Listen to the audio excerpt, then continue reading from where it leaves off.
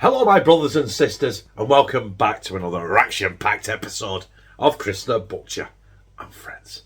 Right, hopefully you would have watched my video, the one before this, where I butchered a middle of pork, and I thought, it's the same day by the way, I know you're not watching this on the same day, but I thought it'd be rude not to do a just our tea, or if I get the spelling in the thumbnail wrong, just out tea. Cook some pork steaks. Then 1 inch pork loin steaks that I cut. I've kept 4 of them back. There. All rested in the freezer. So I thought I'd cook that with some good old fashioned mash and some good old fashioned onion gravy.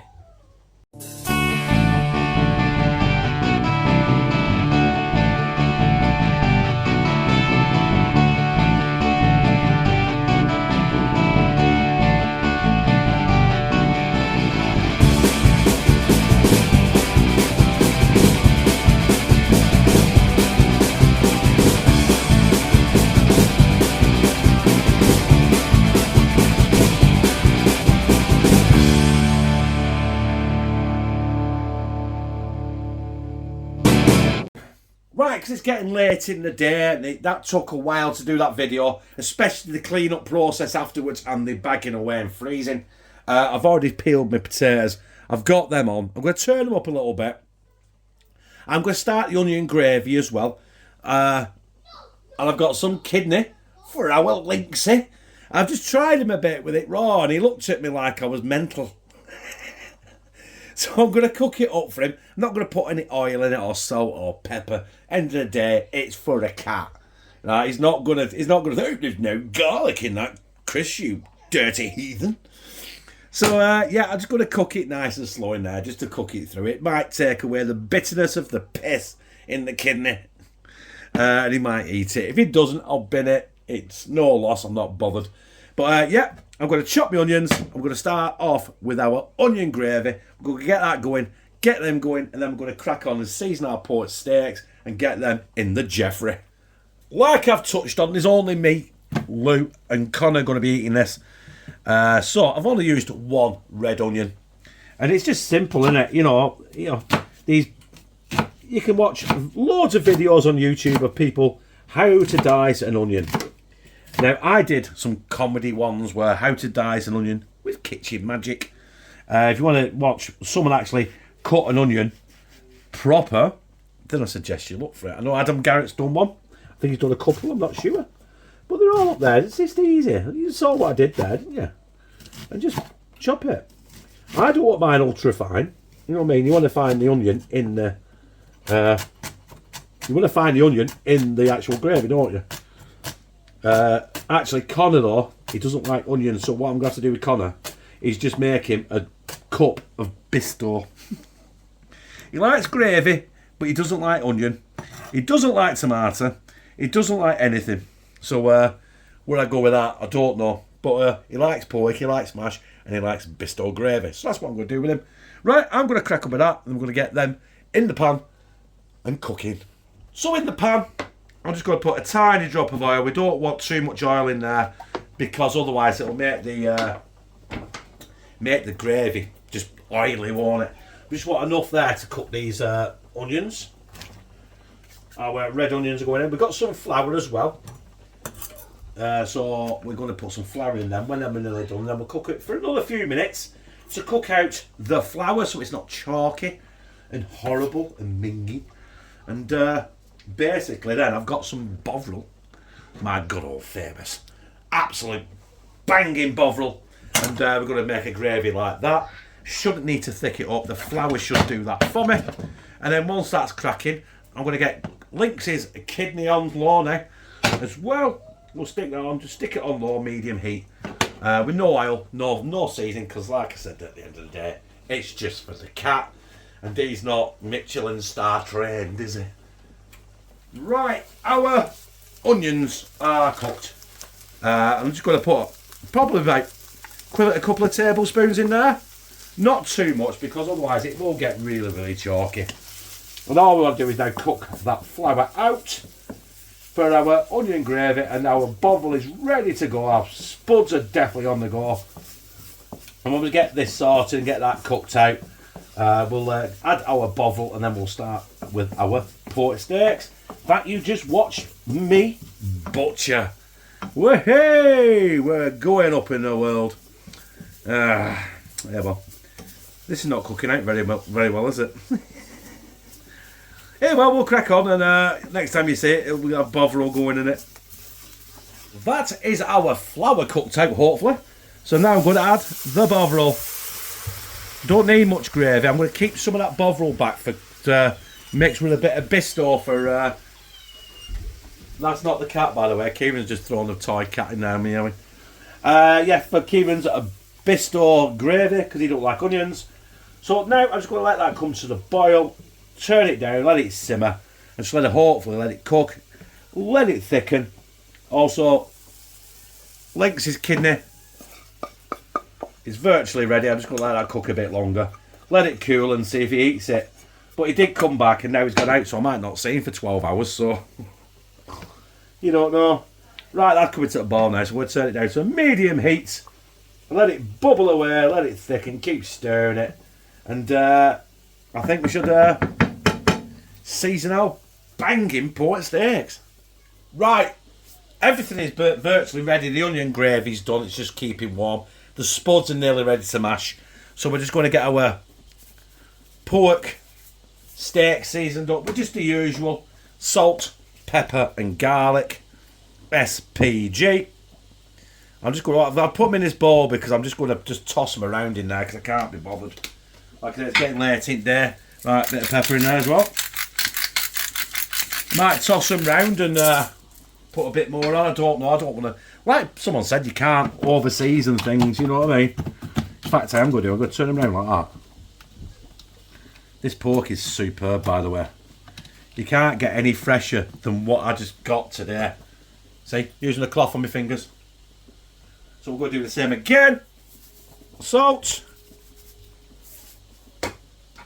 Garlic. Way. Oh, hello, garlic in this house. As usual, I need to buy some more garlic. I'm using it like confetti. We're off camera there. What do you mean? Bit more pepper. Not too much pepper, because Connor doesn't like pepper either. It's spicy. But there you go. Right. Them are ready to go in the Jeffrey. We're just going to preheat it and get these in. Right. We're at the ad of no return. Let's lift that up. Let's get these chops in. Whatever it says. Oh, listen to that. Whatever it says on the timer, halfway through, I'm going to take these, I'm going to open it up, and I'm actually going to turn these round because I want to see if I can get that sear on both sides. These smell fabulous. Right, drop it. 7-8 minutes on the clock there. I'm going to lift it, I'm going to flip them. Right, our steaks are rocking. Let's get a bit of butter in this mash. Butter. Can't beat a bit of butter. Butter. I'm dancing around tripod here. I do apologise. We're going to go in with a bit of milk. Normally I will put a bit of cream, but we haven't got any, so I'm not really shot purposely for it. When it's not really a necessity. And don't tell Lou. She'll go mad. She probably won't know it's even in. Handful of grated cheese if I can hit the pan. And basically now, all I've got to do is grab my masher and mash the shit out of it. Yay! Creamy, cheesy mash. Right, I'll crack on, and next time you see, well, you won't see me, you'll see my hands and maybe a tongue. I'll be flipping them pork steaks. Yes! Ready for the flip. Are you ready? How good do them look? Just wait till you see the other side. Oh yes, yes. I highly recommend. Listen, I'm not being paid to do this. Which I can't get that one. I'm not being paid by Utenic or Sheffrey to do any more videos in this machine. I just really think it's a fabulous, fabulous piece of equipment. And that is cooking them pork steaks fabulously. Look at it. Look. Oh. Oh. Right, anyway, shut the lid before it cools down too much. 7 minutes to go, and we're rocking. I've already dished Connor's, and I've already dished Lou's out. They've had one steak each. I'm having two because I'm a fat bastard.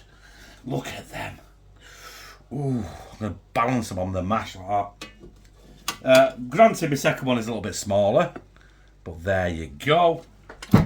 I'm not very good with presentation, as you probably well know, but here is our onion gravy. Yeah, it does look like a pan of diarrhea, but trust me, it is onion gravy made with onions, obviously, and bovril. Flour, no bisto or gravy granules in sight. So let's get that on there. Oh, am I going to lose patience here with this spoon? I'm just going to tip the entire pan on there. Look at that. Oof. There we go.